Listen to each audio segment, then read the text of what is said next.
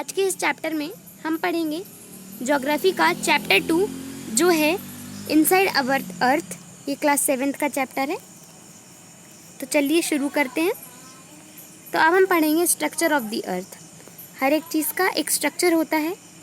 तो हम पढ़ रहे हैं अभी अर्थ के स्ट्रक्चर के बारे में।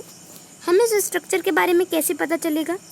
इनडायरेक्ट सोर्सेज से, यानी जो सोर्सेज हैं वो इनडायरेक्ट है, हमें डायरेक्टली नहीं मिल रहे हैं, लेकिन हमें सोर्सेज किसी भी तरह से तो मिल रहे हैं। और ये सोर्सेज क्या हैं? Seismic waves. These waves are generated by the earthquakes. ये किससे जनरेट होती हैं? अर्थक्वेक से। अब एक बात देखते हैं कि सेस्मिक वेव्स क्या हैं। ये हम हैं और अचानक से कोई अर्थक्वेक आया तो हमें जो हमारी ज़मीन है वो हिलती हुई महसूस हुई। जो हमें चीज़ें हिलती हुई महसूस हो रही हैं वो सिर्फ़ और सिर्फ हो रही हैं सेस्मिक वेव्स की वजह से। यानी ये वेव्स आ रही हैं और हमें हिलते हुए महसूस करवा रही हैं। अब हम देखते हैं स्ट्रक्चर ऑफ अर्थ। जो अर्थ का जो स्ट्रक्चर है वो किसकी तरह है? प्याज की तरह है, यानी अनियन की तरह है। Earth is divided into 3 layers. Earth की 3 लेयर हैं। अनियन में बहुत सारी लेयर्स होती हैं, लेकिन अर्थ की सिर्फ 3 लेयर हैं और फिर उन 3 लेयर को अलग अलग पार्ट्स में डिवाइड किया गया है। तो हम देखेंगे कि वो कौन कौन से पार्ट्स हैं। देखिए, पहले हम लेयर्स जान लेते हैं, उसके बाद फिर मैं आपको एक पिक्चर दिखाऊंगी इसमें इन लेयर्स के बारे में हम डीपली बताएंगे। तो क्रस्ट है हमारी पहली लेयर, सेकंड मेंटल और थर्ड कोर। अब देखते हैं ये कहाँ कहाँ पे हैं। देखिए, ये जो हमारी एटमॉस्फेयर है उसके फिर ये जो हमें दिख रही है ये ब्राउन कलर की, ये हमारी क्रस्ट है, ये जो ब्राउन कलर की है। फिर अब हमें देखना है मेंटल के बारे में। तो ये मेंटल जो रेड कलर की है ये अपर मेंटल है। जैसे मैंने बताया कि जो लेयर्स हैं फिर उनको छोटे छोटे पार्ट्स में डिवाइड किया जाता है। क्रस्ट एक अलग लेयर है और क्रस्ट के भी 2 पार्ट होते हैं, लेकिन मैं आपको जो आगे स्लाइड है उसमें बताऊंगी। फिर अपर जो मेंटल है ये ऊपर की मेंटल है, फिर लोअर मेंटल ये उसके अंदर की, फिर आउटर कोर ये जो कोर है ये, और फिर इनर कोर ये सबसे अंदर का कोर। चलिए देखते हैं the crust. The upper most layer of the earth is crust. It's average thickness is of 40 kilometre. The crust is divided into 2 parts. अब जो सबसे ऊपर की लेयर होती है अर्थ की उसको हम कहते हैं क्रस्ट। देखिए ये है क्रस्ट। अब इसकी जो हमारी थिकनेस बताई गई है वो कितनी है? 40 किलोमीटर की है, यानी 40 किलोमीटर की है। अगर हम ये 40 किलोमीटर खोद लेते हैं तो हम पहुंच जाएंगे कहाँ पे? मेंटल में पहुंच जाएंगे। जो मेंटल है ये, हम मेंटल में पहुंच जाएंगे। लेकिन ऐसा कभी हुआ नहीं है कि हम मेंटल में पहुंच सके हों। अब जो हमारी क्रस्ट है, जैसे मैंने बताया था, क्रस्ट को भी 2 पार्ट्स में डिवाइड किया है, कॉन्टिनेंटल फ्लोर और ओशियन फ्लोर। और जो हमारी अर्थ है तो अब उसका एक पार्ट है हमारा जो लेयर्स हैं उसमें एक क्रस्ट है, और क्रस्ट को 2 पार्ट्स में डिवाइड किया है, कॉन्टिनेंटल फ्लोर और ocean floor. Continental floor is made up of silica and aluminium. जो हमारी कॉन्टिनेंटल फ्लोर है वो सिलिका और एल्यूमिनियम से बना है। तो देखिए, सिलिका का SI लेंगे, एल्यूमिनियम का AL लेंगे। ये छोटा तरीका है लर्न करने का। ये सियाल हो गया। तो अगर कोई पूछे कॉन्टिनेंटल फ्लोर किससे बना है तो सियाल बोलेंगे। फिर हम देखेंगे ओशियन फ्लोर किससे बने हैं? सिलिका और मैग्नीशियम से। सिलिका का SI और मैग्नीशियम का MA। तो ये हो गया सियाल और सीमा, ये याद रखना है हमें। अब देखेंगे mental. It is below the crust, it is extremely hot. ये जस्ट क्रस्ट के नीचे होती है और ये बहुत ही ज़्यादा गर्म होती है, बहुत ज़्यादा, हम एक्सपीरियंस नहीं कर सकते हैं। It's depth is 2900 kilometre. याद रखिए, जो हमारी क्रस्ट थी उसकी 40 किलोमीटर है और ये 2900 किलोमीटर तक एक्सटेंड करती है। सोचिए कितना लंबा डिस्टेंस है। The temperature rises in 1 degree Celsius every 32 minute. जो हमारा मतलब जो टेम्परेचर है वो हर 1 डिग्री सेल्सियस बढ़ता है। कब? 32 मिनट्स में। जैसे ये अर्थ है, ये हमारी 3 लेयर्स हो चुकी हैं। ये फर्स्ट हमारी क्रस्ट है। अब सेकंड जो हमारी मेंटल है, तो यहाँ से हम क्रस्ट से यहाँ पे ये शुरू कर रहे हैं।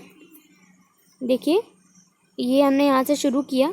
अब हमें अंदर जाना है, तो हम जैसे ही 32 मिनट्स बढ़ेंगे, तो अगर जब हम यहाँ पे थे, यहाँ पे जो हमारी मेंटल के जस्ट अपर पार्ट में थे, तब 165 डिग्री सेल्सियस अगर तापमान था, तो जब हम वहाँ से 32 किलोमीटर चलेंगे तो हमारा तापमान कितना हो जाएगा, 166 degree Celsius.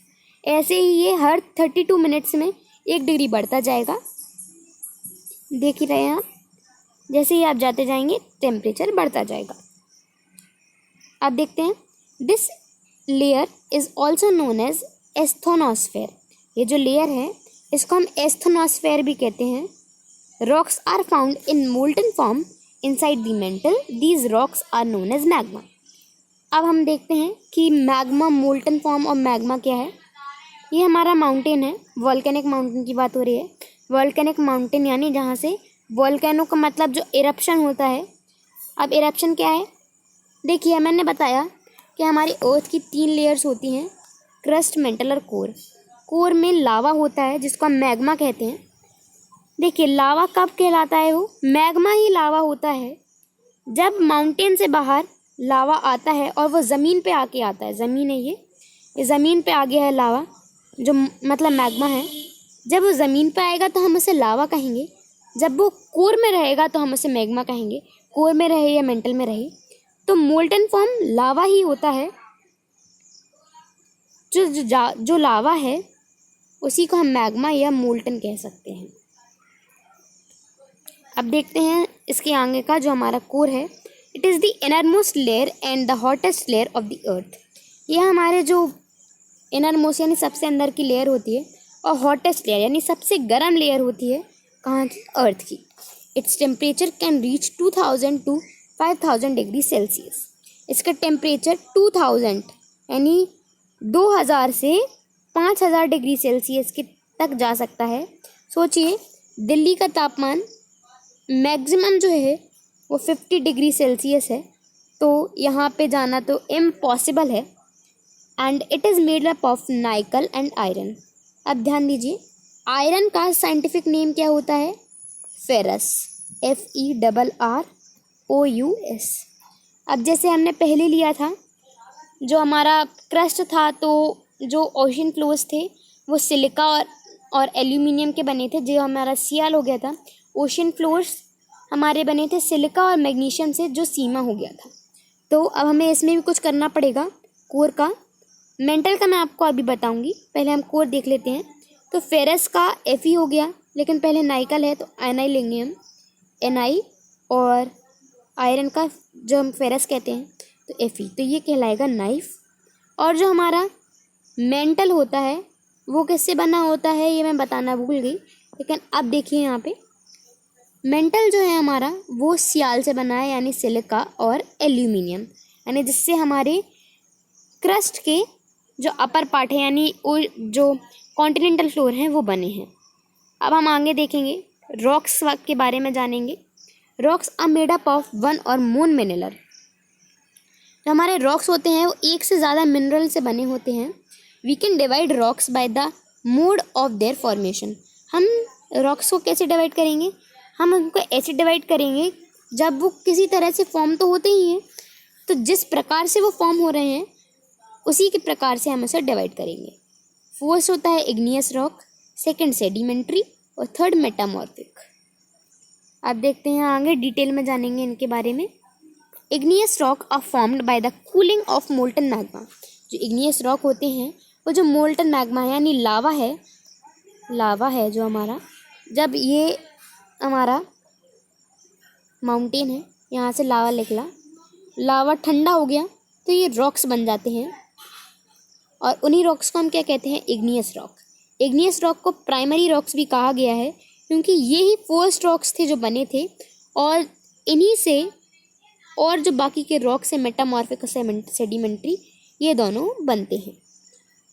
Metallic ores such as iron, gold and silver are often found in igneous rock. Metallic ore क्या होते हैं, ओर का मतलब देखिए, ओर यानी कोई ऐसी धातु जिससे मतलब कोई ऐसा पत्थर जो आसानी से टूट सके और उससे दूसरी चीज़ें भी बनाई जा सके। तो देखिए जो आयरन है, गोल्ड है और सिल्वर है, ये टूट जाती हैं, और जैसे गोल्ड है हमें मिला, लेकिन फिर हम उसकी क्या बनाते हैं, रिंग्स बनाते हैं, चेन बनाते हैं, ईयर रिंग्स, नेकलेस आदि बनाते हैं। तो इसलिए ये आते हैं मेटेलिक ओर्स के एग्जाम्पल में अब देखते हैं। They are usually glassy in appearance, ये बहुत चमकीले होते हैं देखने में। देखिए एक फ़ोटो भी है, देखिए कितना चमक रहा है, इसमें कितनी शाइनिंग है, देख सकते हैं आप। ये देखिए कितना चमक रहा है, कितना चमकीला लग रहा है ना। अब देखेंगे हमारा जो नेक्स्ट है वो है sedimentary rocks. These rocks are formed when fragments of other rocks form separate layers and become a big rock. देखिए ये हमारा लैंड है, लैंड, यहाँ से ये जो रॉक है, बड़ा रॉक, वो टूट चुका है। आप किससे टूटा है? Natural process. नेचुरल प्रोसेस क्या होती है?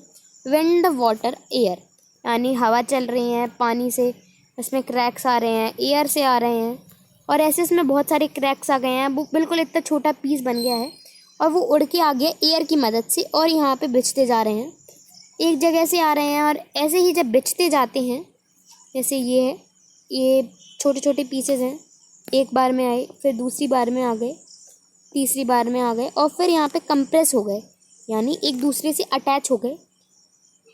तो फिर इनको क्या कहेंगे हम? ये रॉक्स बन जाते हैं। ये बहुत ही सॉफ्ट होते हैं और ये लेयरदार होते हैं, तो इनको हम क्या कहते हैं? Sedimentary rocks. यानी जो सेडिमेंट्री रॉक्स होते हैं वो लेयर हमें साफ साफ दिखाई देती हैं और वो सॉफ्ट भी होते हैं, और ये गुड सोर्स होते हैं फॉसिल्स का।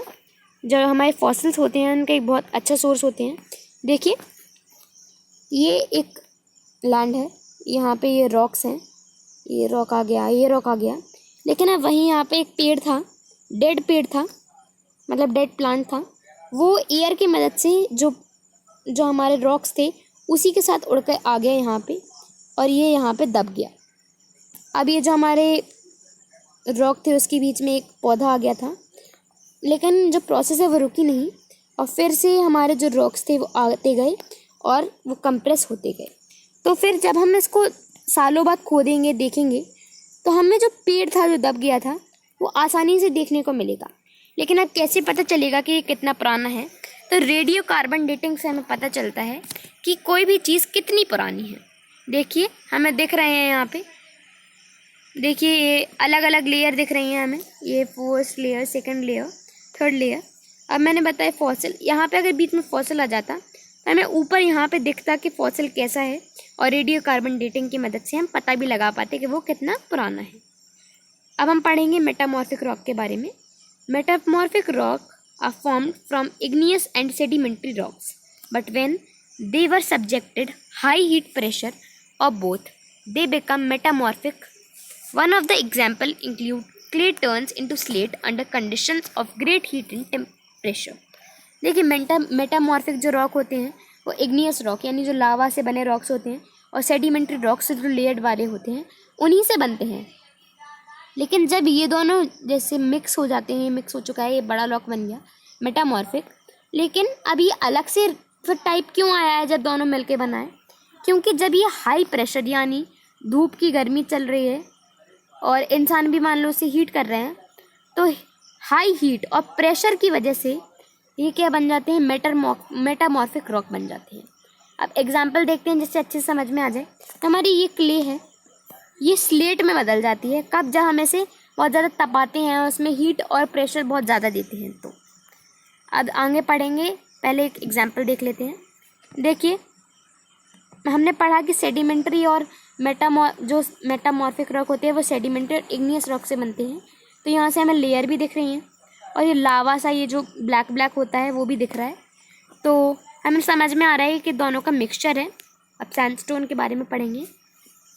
We have learned that sedimentary rocks are formed when fragments of other rocks form layer, but not only rock but sand also form sedimentary rocks.